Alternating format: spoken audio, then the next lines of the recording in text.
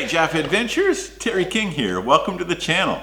Today I'm going to talk about seat pockets. And you're probably thinking to yourself, seat pockets? Talk about boring. Well, these particular seat pockets are kind of interesting ones. You want to see what I'm talking about? Stick around.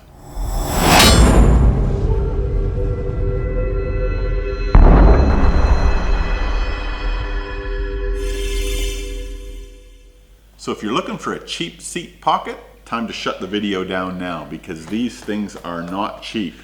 They're $119 each, or if you buy two of them, you can pick them up for $99.50 each. Now these are supplied by a company called Drifta. There's two styles. There's one that they call a 4 pocket, 1, 2, 3, 4, and there's one that they call a 6 pocket. 1, 2, 3, 4, 5, 6. As you can see, I paid full tilt for these. I'm not sponsored by Drifta, nor am I sponsored by anybody else for that matter. So the review and the rundown that you're going to get on these things is as unbiased as it can be. Now there are lots of YouTubers out there that are getting product for review in quotation marks. They're supplied free and claiming that those reviews are unbiased. I've done a whole video on this. I really do call bullshit on an unbiased review on something that's being supplied to you for free, or you're getting some sort of a kickback. But anyway, let me get off the soapbox and let's talk about these seat pockets and what I particularly like about them. We'll get into the mounting on these things in a second, but what I do like in terms of the mounting is you've got your typical mount that would run around the seat, but sometimes that doesn't work very well because you've got a concavity in the seat and that strap won't form to that concavity when it's tight. So that being the case, you got multiple ways you can run these straps. You can run them here to here and around the fixture that bolts the seat to the floor. You can run them here to here, around both fixtures that bolt the seat to the floor, etc., etc. So there are some good mounting options here, which are pretty cool. Inside here is a bit of steel wire. That makes this unit very, very rigid. So when it's mounted to the back of the seat and you got a whole bunch of gear and kit in here, it won't actually sag, because that helps keep it rigid. And I really do like that feature in this. Now, as I said, these are either a 4 or a 6 pocket organizer, but they actually do have a sneaky extra pocket in both the 4 and the 6ers. And that sneaky extra pocket is right here. You zip that open, and it's actually quite a large flat pocket, which is pretty cool. And as I said, both the 4 and the 6 have that little feature. In terms of mounting on the top, that'll typically go around your headrest. Each of the pockets have got zips, obviously, to access the pocket, but on the front of each of the pockets, you got an extra little area here where you can slide, I don't know, whatever you want to put in there, which is kind of cool. I guess it's a pocket in a pocket. In terms of the manufacturing quality, I think this Drifta Stockton range comes out of China, but you know what? I've had a lot of Drifta kit over a lot of years, and I've never had quality issues with them. And these things look like they're built pretty well. Well, let's jump into the back of the car and install these now, shall we? Now, installing these can be different degrees of difficulty depending on your car. The top strap is bloody easy. You clip it around like that, Bob's your uncle. Then you adjust to your height. I'm going to bring mine up as high as possible because I've got a lot of other stuff going on at the bottom. It's got this adjuster, which I'm sure everybody is familiar with. And then you take up the extra slack by sliding that along. So let's get our length right here. That's pretty good right there. Now we'll pull in that extra excess strap through like so, and I'll tuck it in behind the seat pockets themselves. There we go. That's the top. Fastened, done. Easy as. Now the bottom can be a little bit challenging depending on what your seats look like. So let's jump down below. Now I'm down at the bottom of the seat. That's obviously your seat rail.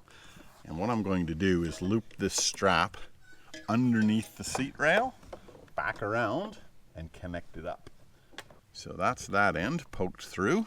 Now let me go grab it at the side of the seat. There, she's poked out at the side of the seat. We'll then feed it to the back of the car. There she is there. And that's it. Now we've got our loop fastened around the base of the seat. One side clicks in that bottom. Then you've got to adjust your straps to the appropriate length to connect that up. I'm close, but just not quite there. That's it. That strap is affixed in place.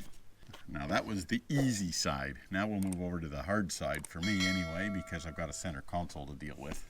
Same thing, I'll feed it up underneath the seat rail, and then I'll go between the center console and the seat and try and fish it out. And holy moly, I got it on the first go. Click that little sucker in there. Click that little sucker in there.